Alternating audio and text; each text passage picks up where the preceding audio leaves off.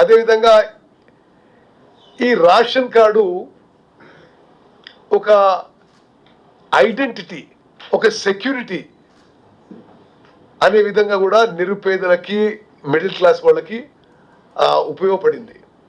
ఇప్పుడు కొంతకాలం నుంచి రేషన్ కార్డ్స్ ఇచ్చే ప్రక్రియ, ఇచ్చే పాలసీ కూడా లేదు. నౌ మేము ఇప్పుడు కొత్త ఫిజికల్ రేషన్ కార్డ్ ఇచ్చే ప్రక్రియ కూడా మొదలు పెడుతున్నాము.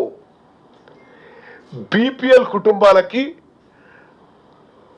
ట్రై కలర్ కార్డ్, 3 రంగుల కార్డు, మరి ఏపీఎల్ కుటుంబాలకి అంటే అబోవ్ పవర్టీ లైన్ కుటుంబాలకి గ్రీన్ కలర్ కార్డు డిజైన్ చేసి ప్రింట్కి ఇవ్వడం జరిగింది.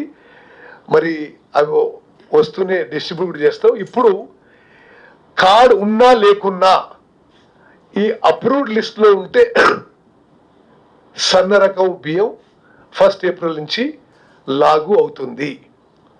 దయచేసి ఇది మీరు గమనించాలి. మీరందరూ చాలా చైతన్యవంతులు. 84% జనాభాకి కడుపు నిండా తినే మంచి రకం ఆహార ధాన్యాలు ఇవ్వడం సొసైటీలో ఎంత విప్లవాత్మక మార్పు తీసుకొస్తుందో మీరందరూ కూడా ఆలోచన చేసి ఆ విధంగా మరి ఈ స్కీమ్కి అంత పబ్లిసిటీ ఇవ్వాలని చెప్పి నేను కోరుకుంటున్నాను.